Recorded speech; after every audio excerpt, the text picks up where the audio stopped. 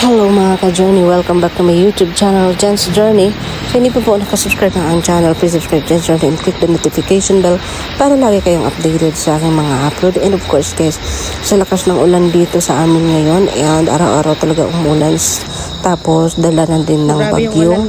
Kaya po, simula nung siguro magdadalang buwan na araw-araw talaga umulan. Ngayon ang lakas, o diba, kita niyo yan sa kanal malapit sa amin. At yung kanina doon yun sa gilid ng bahay. So maulan, kahit maulan, kailangan nating lumabas para mamili ng lulutuin. So buti na lang at malapit lang dito yung pamilyan sa amin. So may mini palengke dito. Ayan, shout out sa may-ari at sa magandang tendera kay Uning Katja. Ayan, so pera lang talaga yung kulang dito. Kasi dito na lahat, hindi mo na kailangan lumuwas pa ng palengke sa kasi dito na sa bukid may mga palengke ng mga ganito. Kaya hindi na hassle, no? Lalo pa sa akin dito, malapit lang. So, kwarta lang yung malayo. O, diba? So, yung binili ko dyan is karne. Kasi bawal sa isda at saka manok yung partner ko. So, karne na lang muna. Gagawin ko siyang, I think, humba siguro. So, ayan. Worth of 200 lang. So, pwede mong tansya-tansyahin. Magkano lang yung kaya ng pera mo. Ayan. So, bili din tayo ng mga ingredients. Ayan. So, dito lang ako namimili palagi. Kahit umuulan, ayan, hintay ko lang umupa yung ulan, saka ako lumabas. So, araw-araw talaga umulan dito, grabe. Walang init.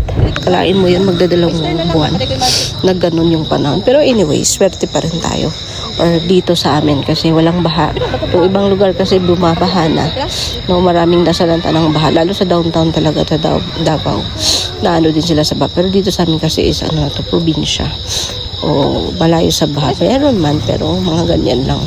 Sa kanal na malakas yung So at least kahit paano swerte para no. So tiisin na lang natin yung ulan. Ayan, tambak na yung mga sinampay. Kahit paano may sampayan sa gilid ng bahay. O diba? Ganyan yung tendera, magaling yan mambola. Joke lang. Napakabait niya.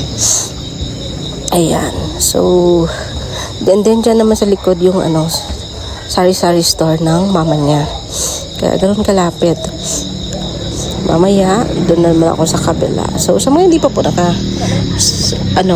don't skip ads po guys, no? Pag may mga ads, huwag niyo pong skip yung ads. Marang tulong po yan. Pero kasi nagluluto na ako, so yung naisip ko is humba na lang talaga para easy to. So, ayun, ginisa-gisa ko muna yung karne para maglalabas yung yung oil.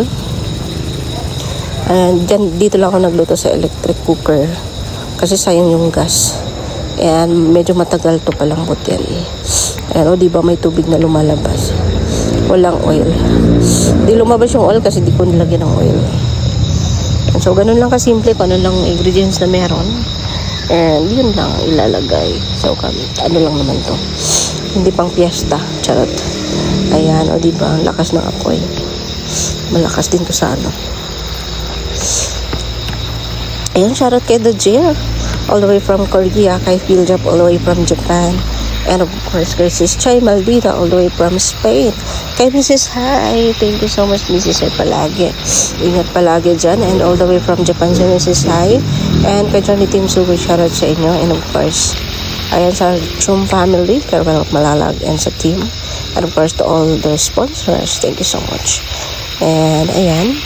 So, matagal, no? Kaya gusto ko siyang parang mag-brown. Pero parang natagalan ako Pero siyang mag-brown, nasunog na yung iba.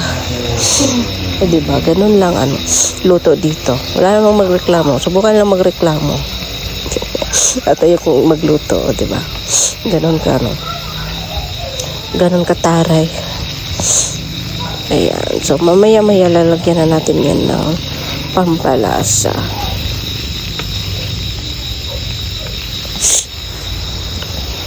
Lakas ng ng apoy. So, ngayon ko na-experience dito. Matagal kasi akong wala sa Pinas. 8 years. And ngayon ako bumalik dito. Talagang ngayong taon, grabe yung ulan. Halos magdalawang buwan na talaga. Siyempre, may pang sausawan ako. Kinuha ko muna yung yung onion. Diyan ko nilagay yung mga yung para sa humba. Ayan, inipon ko yan para hindi na magsayang pa ng iba pang lagayan. Dagdag lang sa hugasin niya. O, diba? So, yun, nilalagyan ko na ng oyster sauce, ng Coke, yung pampasabaw natin. Kasi walang Sprite, okay na yan.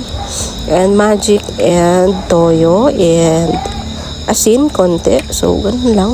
Mamaya lagyan ko ng dahon ng laurel at saka yung buto. So, i-boil ko lang yan hanggang siya, lumambot. Ayun, o. Lagyan ko ng magic. Nahuli yata to. Nahuli. Konti lang naman to kasi dalawa lang kami kakain. Pero hanggang bukas pa to na ulam. Usually kasi pag nagluluto ako ng ulam, 2 kainan namin or 3 kainan.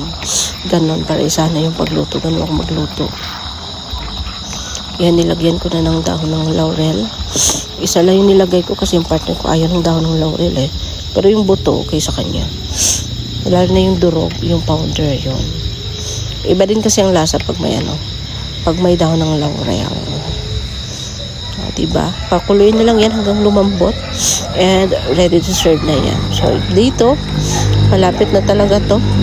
Pero, inagahan ko lang siya magluto kasi para makapagpamigay ako sa auntie ko kasi maaga kasi lang nakain ng dinner. Kami, anytime kami kahit madaling araw saka kami mag-dinner pag dumating yung partner ko. So, kaya inagahan ko lang to para makapagpamigay ako. Diba umusok na ba to? Ano ba to? Nag-ihaw ako.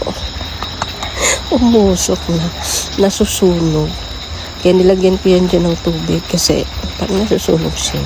Amoy sunog na yung humba. O, diba? Ang lakas kasi ng apoy. Sa electric. Diba? Para akong nag-ihaw. Hindi ko pang nag-ihaw. Ayan. So, thank you so much guys for watching. And shoutout sa aking mga subscribers na hindi para ka-subscribes.